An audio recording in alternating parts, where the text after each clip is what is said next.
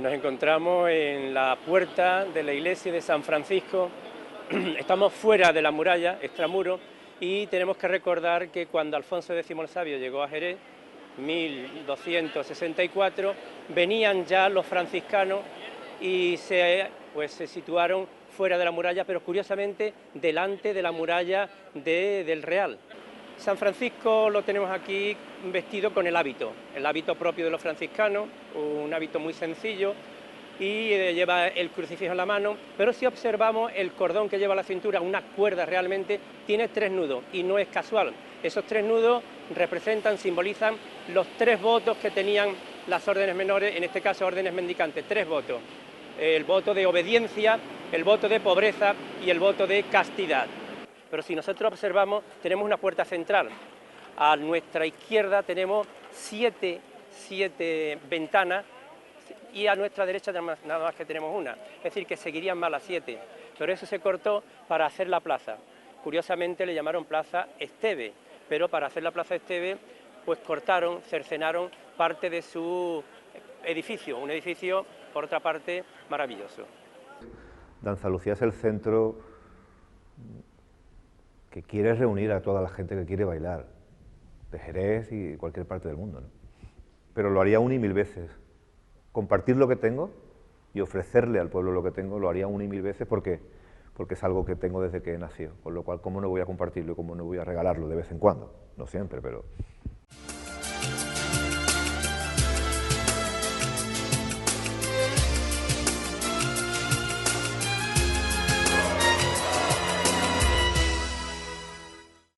La fachada de la iglesia de San Francisco es una portada de transición entre el barroco y el neoclásico. Hoy en Mira Jerez analizaremos los elementos de este templo y veremos cómo era en sus orígenes la Plaza de Abastos, un edificio que ocupaba todo lo que es hoy en día la Plaza Esteve.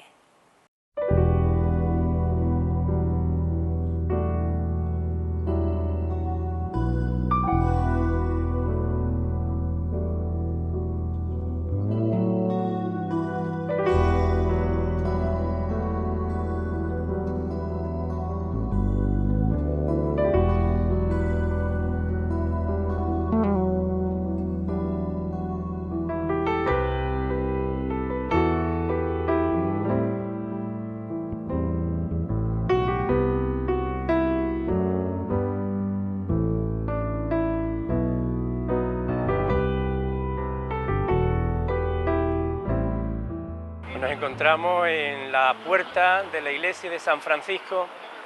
Estamos fuera de la muralla, extramuro, y tenemos que recordar que cuando Alfonso X el Sabio llegó a Jerez, 1264, venían ya los franciscanos y se situaron fuera de la muralla, pero curiosamente delante de la muralla del Real. Y veremos también cómo delante de la muralla, de la puerta de Sevilla, se instalaron los dominicos, y delante de la puerta de Santiago se instalaron los mercedarios. Es decir, que tres grupos de órdenes religiosas se situaron extramuros, pero en sitios realmente estratégicos. Bien, igualmente hemos dicho en otras iglesias, en otros templos, que se iniciaron aquí en el estilo que había en aquel momento. Pues seguramente aquí había una construcción primitiva, medieval, que luego con el tiempo hubo que cambiar y se levantó una iglesia renacentista. De esa iglesia renacentista tenemos todavía restos aquí, algunas capillas adosadas, como una que se ve desde fuera, desde la calle Corredera. Pues bien, llega un momento en que esa iglesia ya no resulta tan bien, y entonces hay que restaurarla, hay que cambiarla, pero se decide en 1771 levantar una nueva. Y es Juan Díaz de la Guerra, lo hemos escuchado en Villapané, también a él cuando hizo la reestructuración del Palacio de Villapané, pues él que hace los trazos del plano de aquí y levanta la iglesia. En 1771 empieza y acaba en 1786, Juan Díaz de la Guerra. Una iglesia que en principio era barroca, pero que tenemos muchos elementos, como comprobaremos, del neoclasicismo. Pues entrando por esta puerta de los pies, puerta principal, entrando, la primera capilla que tenemos a la derecha es la capilla de la Concepción, o capilla también del voto, es decir, donde los jerezanos pues hicieron un voto a la Virgen de la Concepción, a la Inmaculada, Y esta capilla pues tiene una bóveda de medio cañón y además tiene una parte, el ábside, lo tiene un ábside como avenerado por dentro y por fuera queda un poco poligonal y lo podemos ver desde el exterior, es decir, es visible un trozo desde la calle Corredera. ¿Y qué es lo que se puede ver? Pues esa parte exterior trasera del ábside y queda todavía una gárgola, no se sabe bien qué es, pero parece una figura humana rodeada de serpiente, pero no está completa.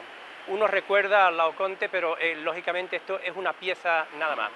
Pues aquí en esta capilla se llama también del voto porque se ofreció el voto a la Virgen Inmaculada, a la Virgen de la Concepción, y este voto que fue en 1610, pues ahora fuera en el exterior tenemos un azulejo que recuerda ese voto, un azulejo con la Inmaculada en la misma fachada de San Francisco.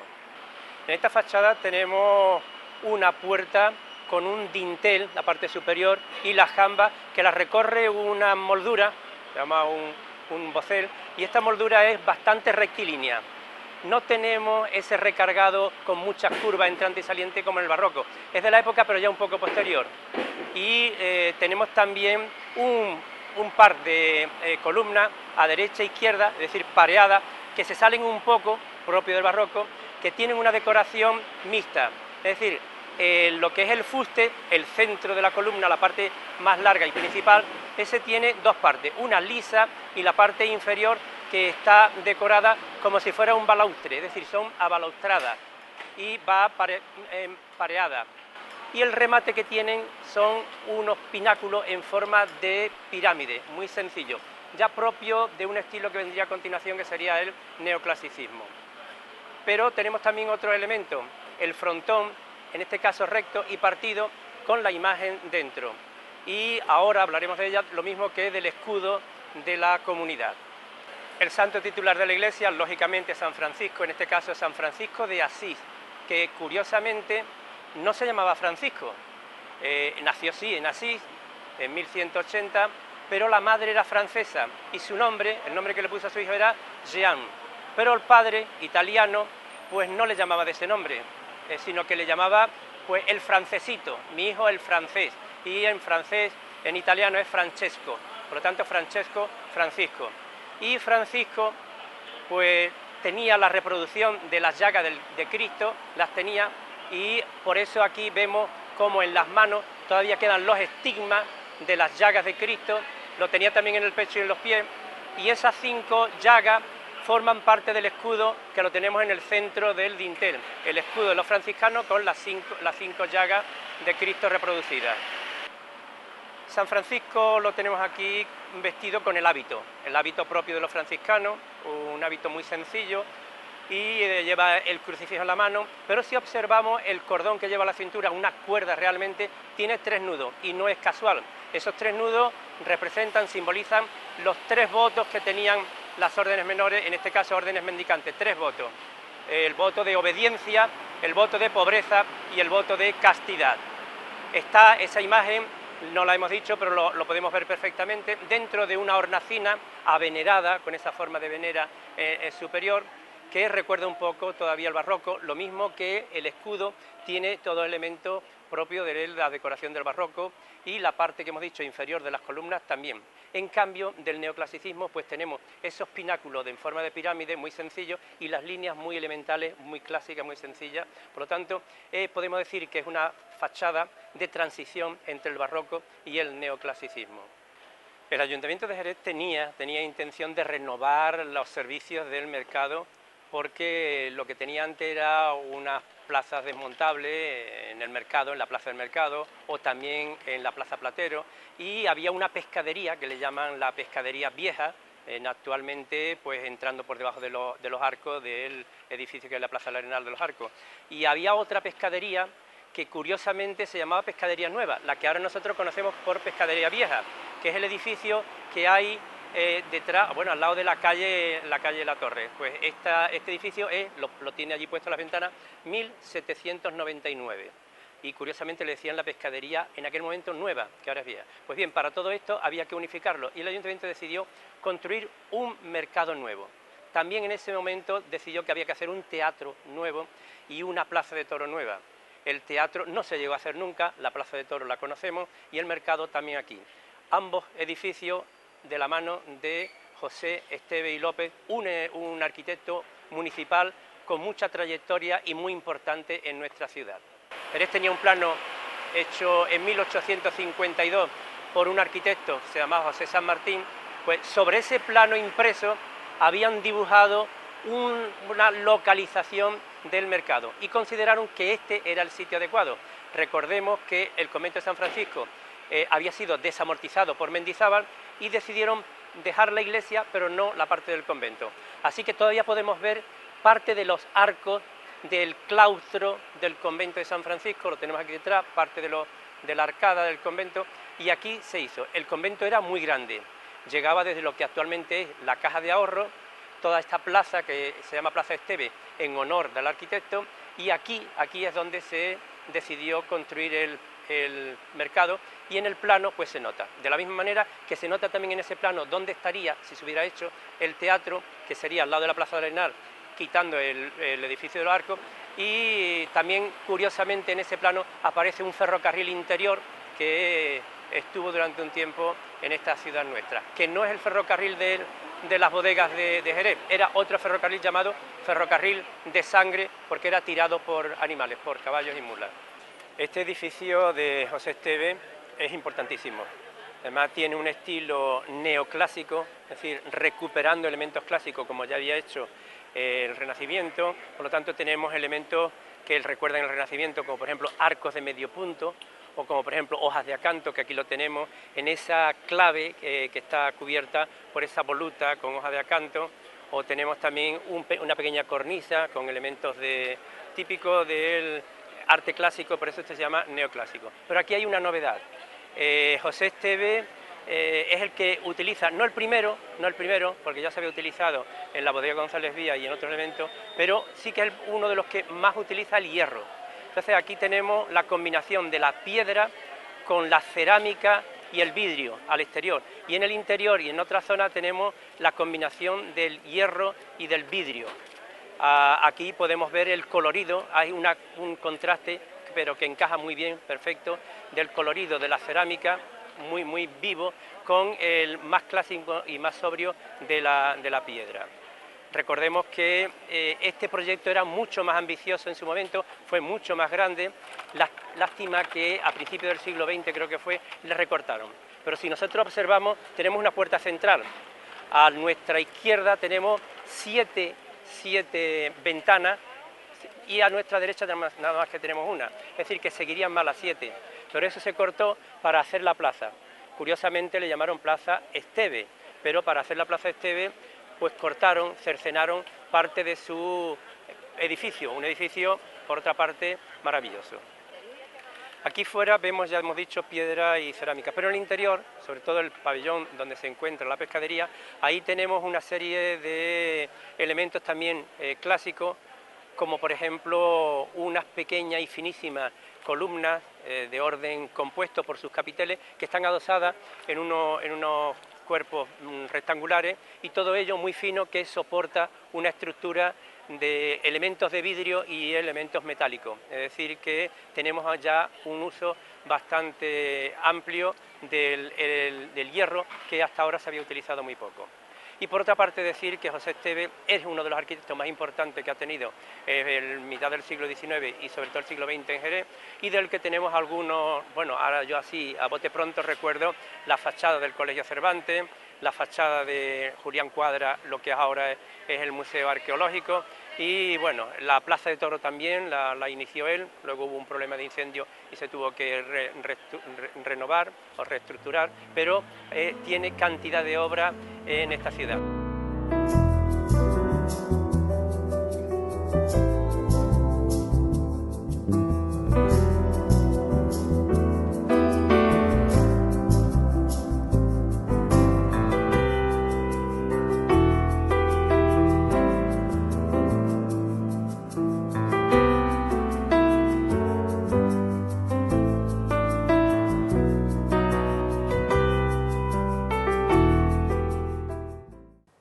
Desde el año 2002, la compañía de Antonio El Pipa tiene su estudio en Andalucía.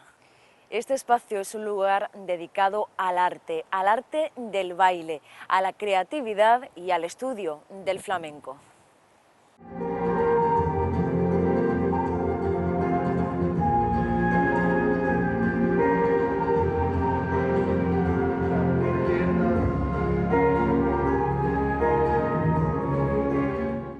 Danza Lucía no es más que poder reunir todo el trabajo que tiene que ver con la compañía de Antonio el Pipa, ¿no? Es tener nuestro propio laboratorio, nuestro propio espacio escénico, y es de donde han nacido todos los trabajos que la compañía desde entonces viene presentando, ¿no? Anteriormente tendríamos que estar en otros estudios, teníamos que estar en otros espacios e ir buscando la posibilidad de tener nuestra propia sede. Ahora ya lo es una realidad desde el año 2002, 2003 que lo pudimos inaugurar y aquí está, calle Ponce número 6, ¿no? Es el espacio que la compañía tiene principalmente para crear, realizar, para coreografiar, para dirigir la compañía y después pues para dar cabida a la escuela que abrió este año sus puertas, ¿no? al público, además de todos los cursos que, como sabéis, que hacemos para el Festival de Jerez y los cursos internacionales, ¿no? Con lo cual yo creo que Danza Lucía es el centro que quiere reunir a toda la gente que quiere bailar, de Jerez y cualquier parte del mundo, ¿no?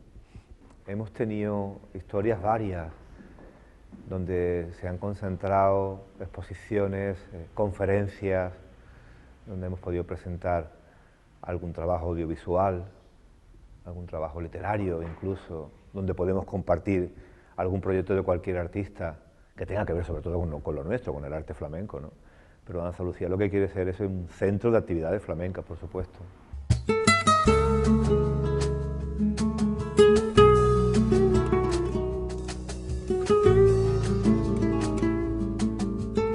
Como escuela estamos abiertos a cualquier parte del mundo. Como escuela estamos abiertos a cualquier persona que quiera venir a bailar y sobre todo a aprender lo nuestro y a compartirlo.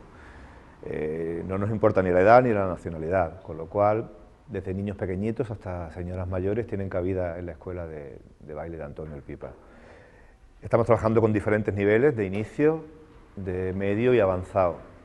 Y como te digo, lo que vamos a pretender es sobre todo hacer una nueva cantera, formar a los próximos bailarines y bailarinas, bailadores y bailadoras que lo serán en breve, y lo que vamos a intentar es formar a quienes vayan a ser el futuro del baile flamenco, ¿no? Desde aquí. Sí, porque hay veces que tenemos que ceñirnos a horarios y es muy difícil poner de acuerdo a tanta gente, con lo cual ya hay gente que puede diseñar su propio curso, es decir, son un grupo que se crea entre ellos y lo que vienen es a pedir ese tipo de horario especial o ese tipo de disposición especial.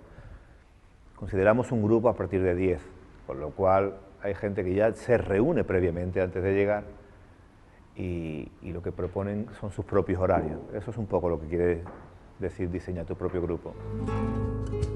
Cuánto vacío, cuando llega la tarde, las flores lloran. Bueno, pues son gente que viene con el mismo entusiasmo que la gente nacional, son gente que viene sobre todo que se cruzan fronteras para aprender algo nuestro y que vienen con muchísima ilusión y con muchísimas ganas y que vienen a por todas, ¿no? Son gente que tiene muy claro que va a pasar una estancia seguramente corta en Jerez y va a aprovechar al máximo, que estudia las máximas horas posibles y que casi que se llevan todo el día en el estudio, porque, te repito, su estancia es corta.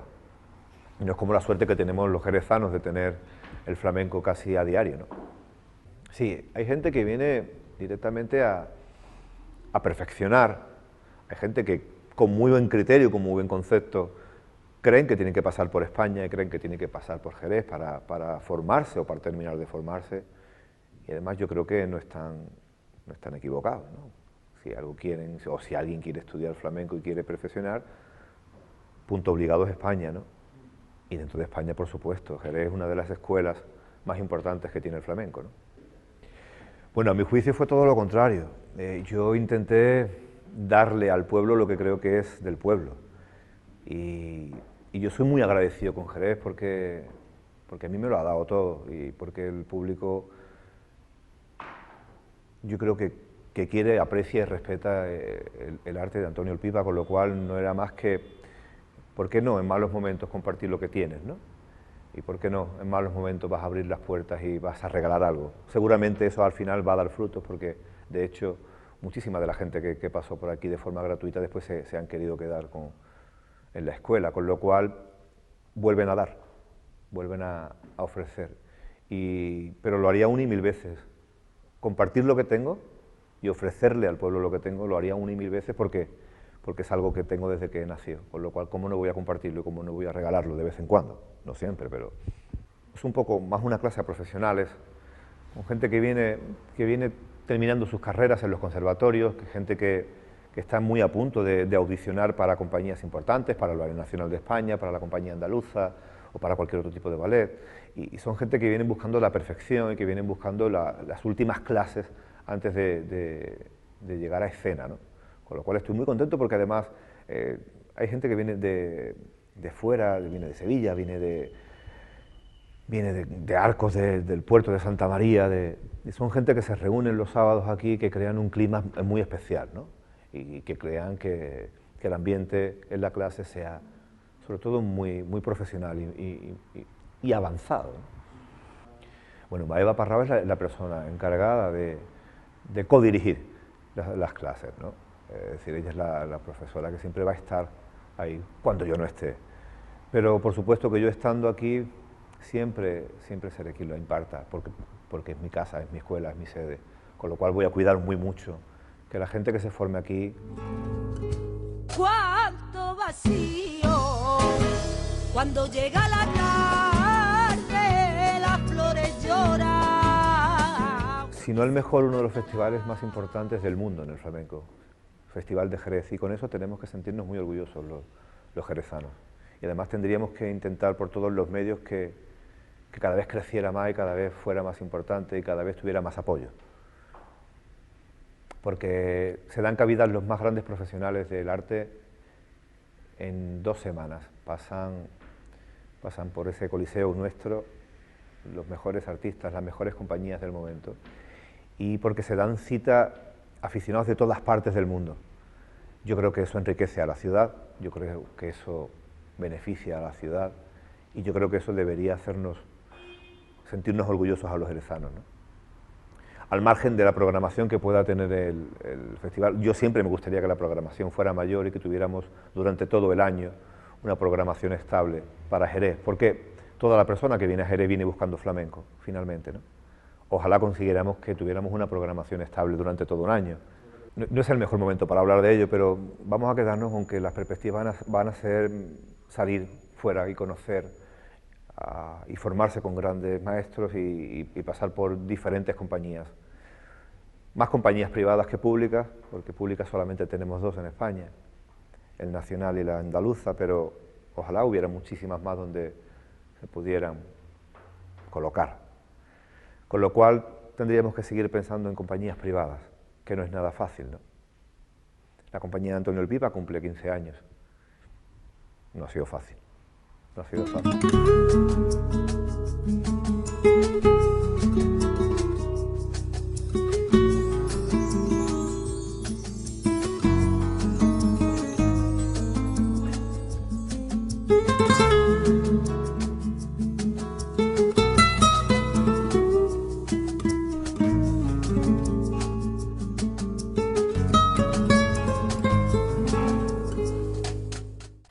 Ya terminamos, gracias por su atención y recuerden que la semana que viene volveremos para seguir mirando Jerez.